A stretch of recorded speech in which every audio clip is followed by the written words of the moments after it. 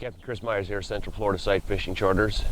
One of the most popular questions I get is, how can I increase my distance, and what do I do with the line in this right hand? One of the easiest ways you can do to increase your distance is to do a shoot. That's at the end of your false casting. You're going to stop the rod and allow a line to shoot through your fingers. You're going to make a guide with your thumb and forefinger, and you're going to allow a line to shoot out.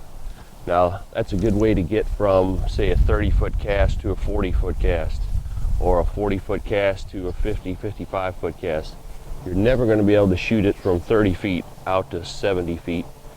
That's going to involve another technique called slipping, which we'll get into in another video. But for today, I want to show you how to do the shoot.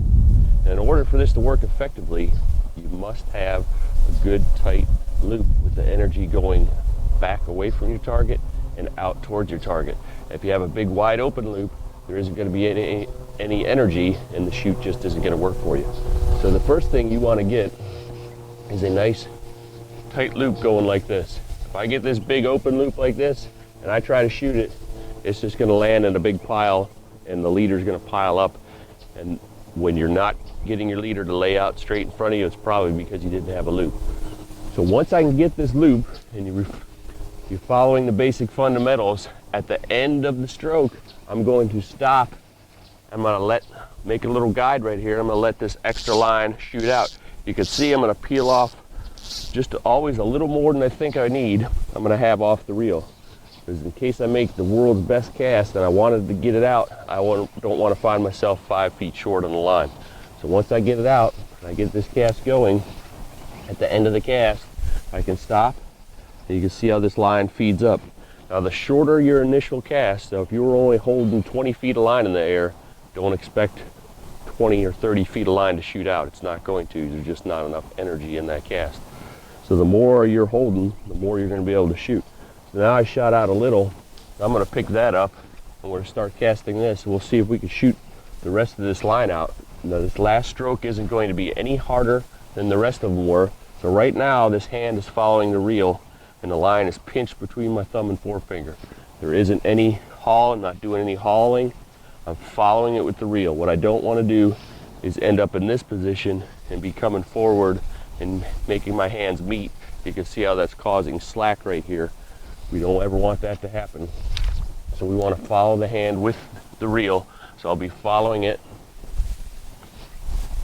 And at the end of my forward stroke, it has to be a stop going straight ahead. You can see most of that line shot up off the ground. Now, if I made one more, I could shoot the rest of this line. And we shot it all out.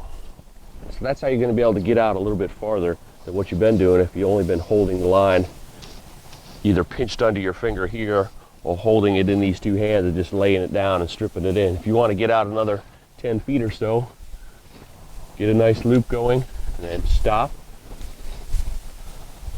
What you don't want to do is let go with this hand. I've seen a lot of people miss fish, especially out on the flats, where this happens to them. They make the cast, they do this, and by the time you reach up here and get this line, pull the slack out and get the fly moving, the fish has already gone by you.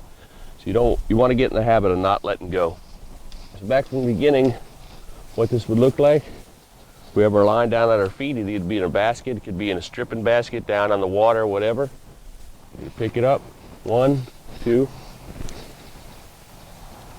can see we shot all that line out, and that is called shooting line. That'll help you increase your distance, but only if you're following the good fundamentals and have a nice tight loop to start with. So give that a try. When you master that, then we'll move into slipping line, where you're changing the distance of the line while it's in the air, and that'll get you out even farther.